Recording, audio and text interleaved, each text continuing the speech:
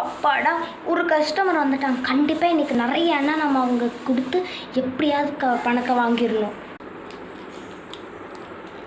கொடுமா, நான் கணக்கு போட்டு தரேன். வேறு என்ன வேணும்? சரி ஓகேம்மா, நான் இதெல்லாம் கணக்கு போட்டு தரேன். 26 ருபீஸ் ஆயிடுச்சுடா. காசு கொடு. அம்மா என் அம்மா காசு கொடுப்பாங்க. அப்படியா? சரி ஓகேடா, நீ போ. இந்தா, பாய். பாய்.